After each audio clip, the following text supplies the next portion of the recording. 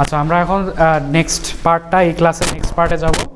সেটা হচ্ছে third number পয়েন্টটা দিয়ে আমরা করবো। প্রথম দুইটা তো আমরা বললাম, শান্ট ক্যাপাসিটর, শান্ট রিয়েক্টর। তারপর হচ্ছে সিরিজ ক্যাপাসিটরটা দিয়ে করব। এখন যেহেতু আপনারা শান্ট ক্যাপাসিটর করে ফেলছেন, শান্ট ক্যাপাসিটরের ব্যাপারটা কী ছিল? হেভি লোডেড অবস্থায় ছিল। তাহলে সিরিজ ক্যাপাসিটরে তার উল্টাটা হইতে হবে না? লাইট লোডের অবস্থায় হবে না? মানে ব্যাপারটা বুঝেন যে কোশ্চেনটা কীভাবে হইতে পারে। শান্ট লোডের সময় ছিল সে হেভি লোডেড অবস্থা, তাই সিরিজ লোডে আমরা রেজাল্টটা জানি আগের থেকে যে লো লোডেড অবস্থা কন্ডিশন একটা আসবে। সেই লো লোডেড কন্ডিশনের জন্য আমরা এই শান্ট সিরিজ ক্যাপাসিটরটা ইউজ করি। কোশ্চেন একটু দুইভাবে আসতে পারে, দুই দিক থেকে আসতে পারে। এটা কি কেউ বোর্ডে আসবেন? বোর্ডে এসে করবেন? যে করবেন তার কনসেপ্ট হয়তো ক্লিয়ার হয়ে যাবে। সিরিজ, এই যে 3 নাম্বারটা, সিরিজ ক্যাপাসিটরের জন্য আমরা কিভাবে ব্যাপারটা হ্যান্ডেল করি। কেউ আসবেন না? যে আসছেন তার কনসেপ্টটা ক্লিয়ার হয়ে যেত আর কি। সিরিজ ক্যাপাসিটেন্স আমরা মোটামুটি বুঝতে পারছি। আমরা যেহেতু শান্ট ক্যাপাসিটেন্স দিয়ে হেভি লোডেড অবস্থাটা আমরা স্টেবল করছি, আমরা বুঝতেই পারতেছি সিরিজ ক্যাপাসিটেন্স দিয়ে আমরা লো লোড অবস্থাটা কন্ট্রোল করব বা হ্যান্ডেল করব।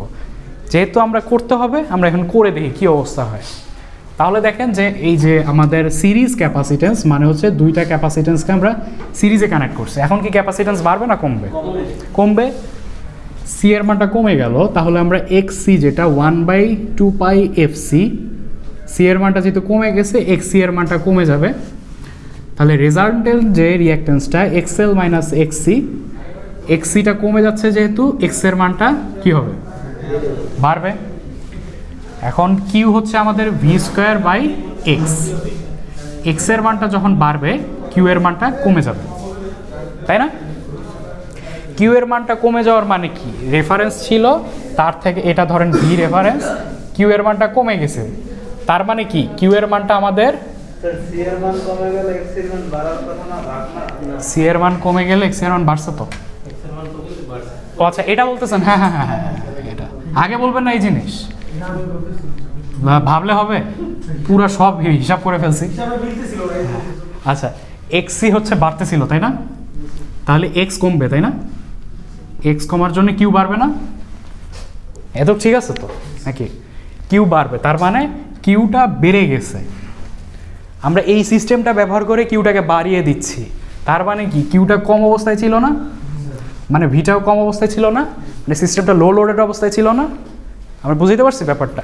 এই যে এটা হচ্ছে হেভি লোড কন্ডিশনে আমরা ধরে নিছি যে উল্টা যেহেতু লো লোড কন্ডিশনে ছিল, তাহলে কন্ডিশনটা হচ্ছে এই অবস্থায় ছিল। এটা কোশ্চেন আসতে পারে যে কন্ডিশনটা বের করো। আমাদের দুইটা সিরিজ ক্যাপাসিটেন্স মেথডে কন্ডিশনটা, প্রি কন্ডিশনটা কী অবস্থায় ছিল আপনারা উল্টাভাবে করে এই অবস্থায় আনবেন। পরে বলবেন যে সিস্টেমটা লো ভোল্টেজ অবস্থায় ছিল, রিঅ্যাক্টিভ পাওয়ার লো ছিল, এই জন্য আমরা কিউটা এই যে এই ক্যালকুলেশন করে দেখছি কিউটা বেড়ে যায়, এর মাধ্যমে আমরা কিউটাকে ব্যালেন্স করে দিছি বা ভোল্টেজটাকে কন্ট্রোল করে দিছি, তাই না? হ্যাঁ, এখন কথা হচ্ছে যে এই এক লাইন আপনারা স্টুডেন্ট হচ্ছে 10 ব্যাচের মোটামুটি 220-এর মতো, আসছেন হচ্ছে 12 জন, মোটামুটি 12 জনেরও কম। এখন এই জিনিসে হলো ওদেরকে কে দেখাবে? এটা হয়তো একটা অনলাইন ক্লাস পরবর্তীতে, যেহেতু এটা এখানে ব্যাখ্যা করা নাই। ভিডিও কয়জন দেখে? তাও আচ্ছা, ঠিক আছে, আমি একটা কাজ করতে পারি যে এই ক্যালকুলেশনগুলো আমি একটা অ্যাসাইনমেন্টের পরে আপনাদের একটা পেজের মধ্যে পরীক্ষা ঠিক আগে দিতে পারি, শিট, এই যে এই ক্যালকুলেশনটা একটা দিতে পারি। এখন দেবো না, এটা হচ্ছে আপনার ওই প্রেজেন্টেশন সব দিয়ে নেন ক্লাস, এটা যেহেতু প্রেজেন্টেশনের ব্যাপার, আগে অ্যাসাইনমেন্ট প্রেজেন্টেশন সব দিয়ে নেন, তারপর আমি দিতে পারি।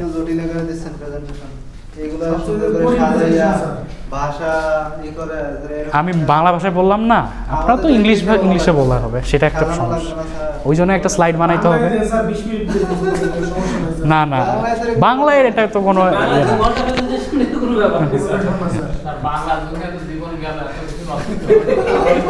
ইমোশনাল করে দিতেছে না আমাকে। আচ্ছা ঠিক আছে, আমাদের দেখেন যে গোলা তো আমাদের শুধুমাত্র শো।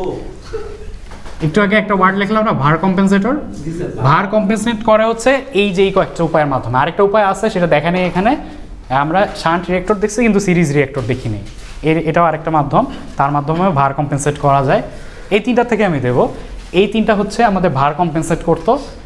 এই ভোল্টেজ কন্ট্রোলের মধ্যে দেখছেন এই যে ভার কম্পেনসেটরের জন্য আমরা এই ব্যাপারগুলো ইউজ করছি।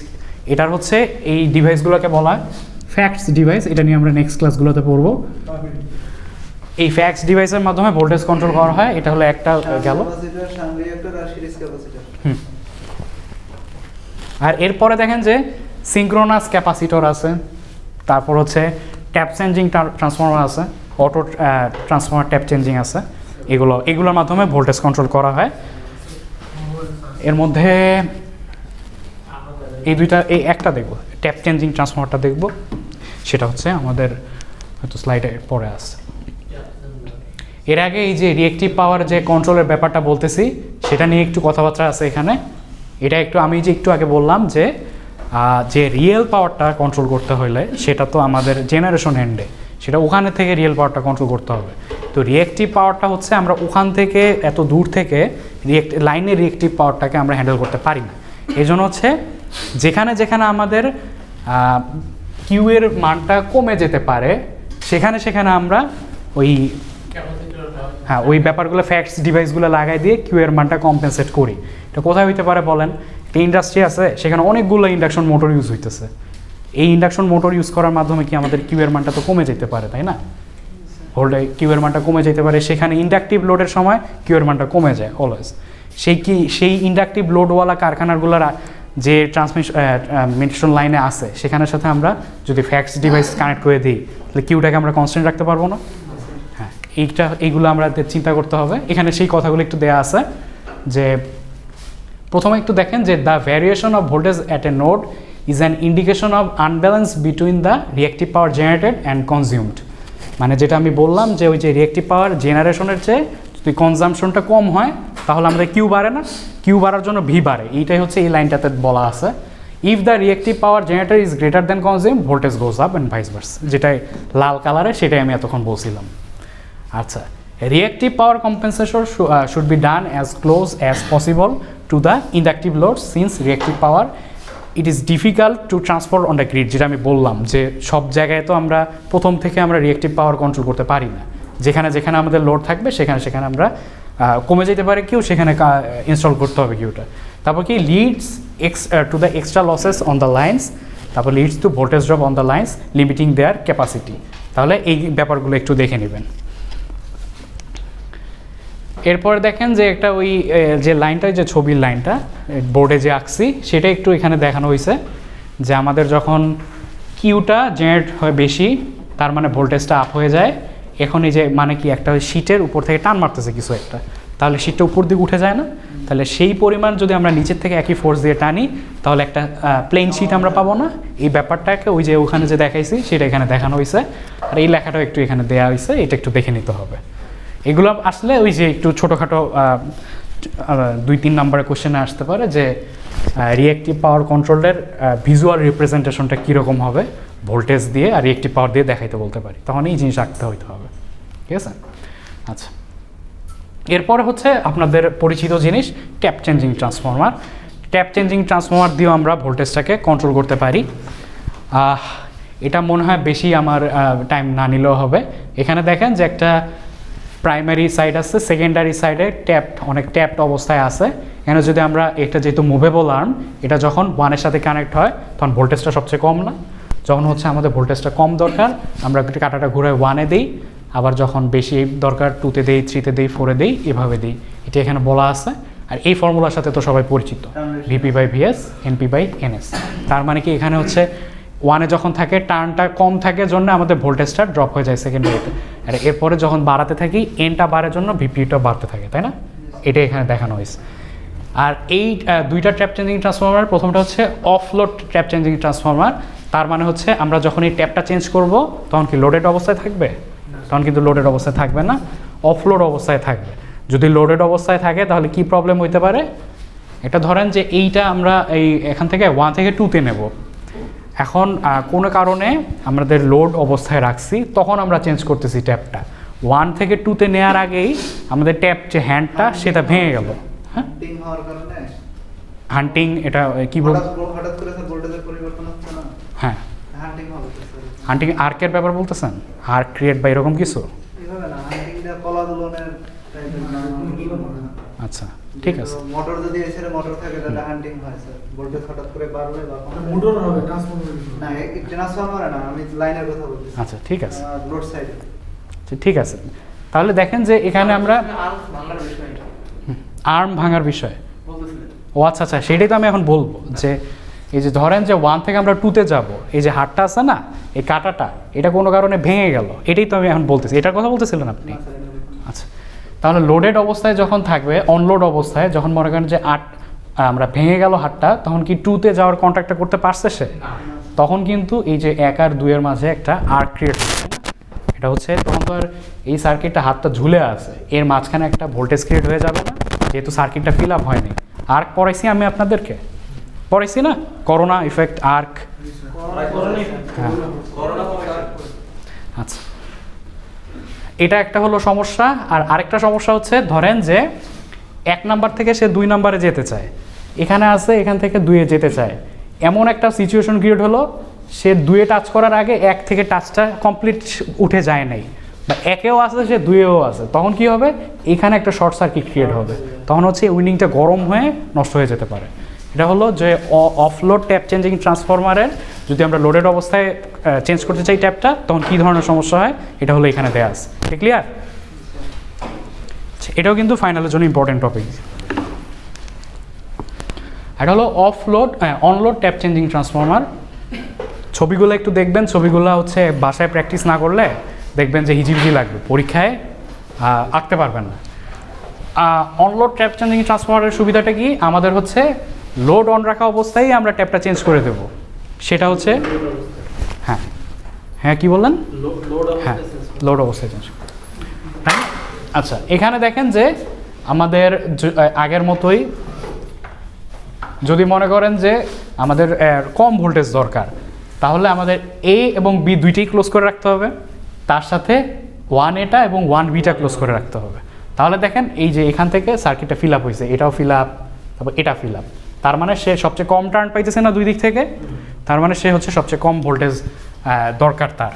আর হচ্ছে সবচেয়ে বেশি ভোল্টেজের জন্য আমরা 5B অফ করে দেবো, তখন হচ্ছে সে এত দূর টার্ন পাবে, এত দূর টার্নের ইকুইভ্যালেন্ট ভোল্টেজটা সে পাচ্ছে, তাই না? আচ্ছা, এখন আমাদের আসেন যে অনলোড ট্যাপ চেঞ্জিং ট্রান্সফরমারে আর কি হয়। ধরেন যে আমরা এখন 4A-তে আসি, 4A থেকে 5A-তে যাব, 4B থেকে 5B-তে যাব, তখন কি হবে? তখন হচ্ছে আমরা A আর B তখনও ক্লোজ অবস্থায় আছে, তার মানে কি যে AB close, 4A 4B close না, সেই অবস্থায় এই কন্ডিশন থেকে আমরা 5A 5B-তে যাব। যে কোনো একটা মেইন যে সুইচটা A আর B সুইচের মধ্যে যে কোনো একটা আমরা খুলে দেবো। ধরেন যে আমরা এটাকে খুলে দিছি, তখন বিটা কানেক্টেড আছে না? এখানে দেখেন যে এখানে যেহেতু লোড দুই দিক থেকে, এটা কিন্তু দুই দিকেই যায়, তাই না? কারেন্টটা এদিকেও একটা পোর্শন যায়, এদিকেও একটা পোর্শন যায়, তাই না? যেহেতু এখানে ব্রেক হয়ে গেছে, সার্কিটটা ব্রেক, তাহলে কি এদিকে আর যাবে? পুরোটা এদিক দিয়ে যাবে। বিটা ক্লোজ আছে, তারপর 4B ক্লোজ আছে, তার মানে কি এই কুণ্ডলিটার এমনভাবে মেকানিক্যালি আপনার এই ডিজাইন করা হয় যেন এটার সমপরিমাণ ভোল্টেজ এর মধ্য দিয়ে গেলেও এই কুণ্ডলীগুলোর সমস্যা হয় না। তার মানে এটার হচ্ছে 2 ইন্টু এই দুইটার, তাই না? ক্যাপাসিটি যেটা ভোল্টেজ ক্যাপাসিটি, যে প্রত্যেকটা উইন্ডিংয়ের হচ্ছে ডাবল থাকে আরেকটার আর কি, এরকম। আচ্ছা, ওকে, আমরা কোথায় ছিলাম? যে আমরা 4A থেকে 5A-তে যাব, আবার 4B থেকে 5B-তে যাব। এটা খুলে গেছে, তখন আমরা এই B থেকে যাচ্ছিলাম, তারপরে হচ্ছে এইটা তখন পরে আবার খুলে দেবো, তাই না? পরবর্তীতে আচ্ছা, এটা কি বন্ধ ছিল? এটা বন্ধ ছিল, এটা বন্ধ ছিল, এখান থেকে 4B-তে যেত, তাই না? এখন আমরা করব কি, এখান থেকে 4B থেকে নিয়ে 5B-তে নিয়ে যাব, তাই না? আচ্ছা, এটা কি খোলা আছে? হ্যাঁ, B দিয়ে কাজ করছি, তারপরে হ্যাঁ তাই বলতেছি না, যে প্রথমে আমরা একে খুলে দিছি, চেঞ্জটা করবেন কখন স্যার? অফ অবস্থায় না অন অবস্থায়? না এটা তো অন অবস্থায় আছে তাই না, এখানে হচ্ছে তার মানে এখানে হচ্ছে এটা লক করা স্যার। আচ্ছা এইটা তখন অফ করব তাই না, ট্যাপ চেঞ্জ করব, যেটা খোলা থাকবে সেখানে আমরা ট্যাপ করব তাই না। এটা হচ্ছে 4A থেকে 5A তে যাবে তাই না। 5 এ গিয়ে হ্যাঁ। পরে তারপরে হচ্ছে আমরা ওটা অন করে দেব। এইটাকে ক্লোজ করে দেবো তাই না, ক্লোজ করবে তার মানে হচ্ছে তখন এটা দিয়ে যাচ্ছে, সেই সময় আবার আমরা এটা খুলে দেবো, এটা খুলে দিয়ে তারপর 5Bতে যাবো, তারপরে দুইটা খুলে দেবো। অবস্থায় চেঞ্জ হবে, এক সাইডে ভোল্টেজ হ্যাঁ। মানে মানে হচ্ছে যে আচ্ছা এই ব্যাপারটাকে আমরা ক্লোজ করতেছি, আর এটাকে আমরা অন বলতেছি, এটাকে বলতেছি আমরা। ব্যাকআপ হিসেবে করা। আচ্ছা কার্যক্রম চলে। আচ্ছা ঠিক আছে, ওকে, আমাদের আজকের ক্লাস এই পর্যন্তই ছিল। হ্যাঁ থ্যাংক ইউ।